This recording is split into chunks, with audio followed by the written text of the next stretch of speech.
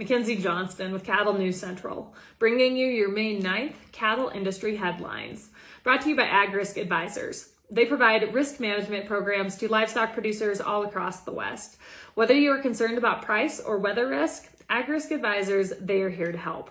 With current day market fluctuations, you and I both know there is nothing more important than locking in a price floor on your cattle. So if you'd like to learn more about an LRP, go ahead and reach out to an advisor today. We are also sponsored by American Beef Producer Magazine. They offer in-depth articles on a wide variety of topics within our industry. They feature award-winning photography and so much more within their publication.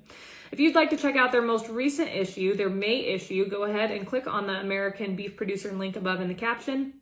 That's going to take you over to their Facebook page where you can do just that. American Beef Producer Magazine, guiding beef producers for over 25 years. And finally, Circle 5 Cow School. If you're wanting to learn how to preg check your own cows or start AIing, Circle 5 Cow School is definitely the way to go. Almost every week, they are hosting classes somewhere between Texas and Tennessee. If you'd like to check out their schedule, head on over to circle5cowschool.com. That is the number 5 in there. Or you can go ahead and just give them a follow on Facebook. According to data released by the USDA and compiled by the U.S. Meat Export Federation, U.S. beef exports soared to another new value record in March. Beef exports totaled 126,285 metric tons in March. That is up 1% from a year ago and the third largest on record. Additionally, value exported increased 33% to a record $1.07 billion. First quarter beef exports increased 6% to 353,852 metric tons, which was valued at just over $3 billion, up 41% compared to a year ago. Dan Halstrom, CEO and president of USMEF, he said that global demand for U.S. beef has eclipsed anything that he has seen in his many years in the meat business. But then we have the other side of the coin. According to National Beef Wire, the U.S. has only exported 91,000 head of cattle so far in 2022. That is down 26% compared to 2021. The majority of those cattle this year have went to Pakistan, Canada, and Mexico. According to drovers, approximately 2/3 of adults around the world claim to be concerned with climate change. So you would think that a fair amount of those individuals would be willing to alter their diets and possibly cut out beef and replace it with plant-based alternative protein, because that is the protein that is basically labeled eco-friendly. But luckily, that is not the case. According to an online poll of 24,000 adults by Ipsos Global Advisor, the majority of people still choose to eat beef instead of plant-based protein. On average, 68% of adults across 31 countries say that they are concerned with climate change, but only 44% of those people would be willing to eat less meat.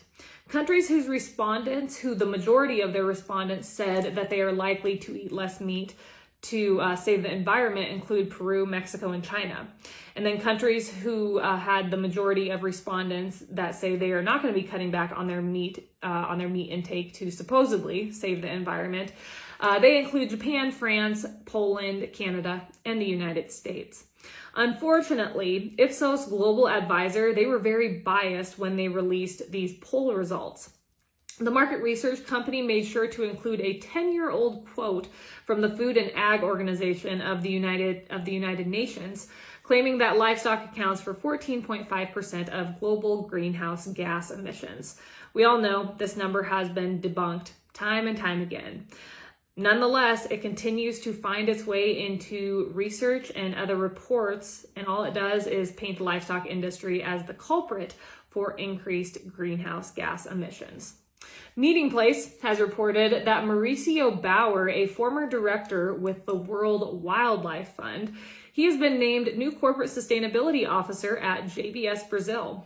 With WWF, Bauer helped develop and implement strategies involving beef, leather, palm oil, and soybeans. He also worked at JBS Australia and spent more than a decade at other companies in the food industry. In this new position, Bauer will lead JBS's sustainability strategy in Brazil, which will be a challenge since the meat giant announced last year that they plan to reach net zero greenhouse gas emissions by 2040. This update, we are also sponsored by 4T Ag Insurance, your go-to contractor for ag insurance. The folks at 4T Ag are dedicated to providing you with insight, information, and alternative risk solutions that are custom fit to your business and personal needs. They offer both drought and crop insurance, and they offer LRPs on both fed and feeder cattle. If you'd like more information, head on over to their website, www.4tag.net. That is the number 4, TAG.net. Northern Ag Network has reported that due to drought conditions, very strong cull cow prices, and limited forage availability, beef cow slaughter is up 16.9% through mid-April, year over year. The current pace of beef cow slaughter suggests an annual beef herd culling rate of 13.8%, which is a record since data started being collected back in 1986. If this culling rate continues, beef cow numbers can be expected to drop all the way down below 29 million head by January 1st of 2023.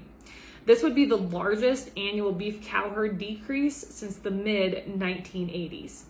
Whether or not we continue to see beef cow slaughter stay elevated all depends on drought conditions in the coming months. If drought areas do catch some rain over the next few weeks, that will allow the industry to avoid such a drastic drop in beef cow herd numbers. If drought conditions do not improve until later this year or into next year, better conditions in 2023 would at best allow the industry to stabilize inventories and lay the groundwork to begin recovery in 2024 at the earliest.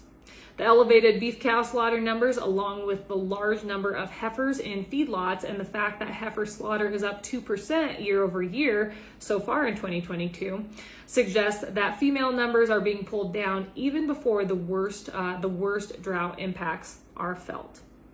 That is all I have for you guys this morning. I wanted to wish all you mothers out there happy Mother's Day. I forgot to do so last week. I hope you all had a wonderful Sunday with your family and friends. I hope you all got the opportunity to enjoy some beautiful weather. It was gorgeous here in central Nebraska over the weekend. We caught about 1.5 inches more of rain on Saturday night. It just does not get any better. Have yourself a fantastic Monday. I'll catch you later.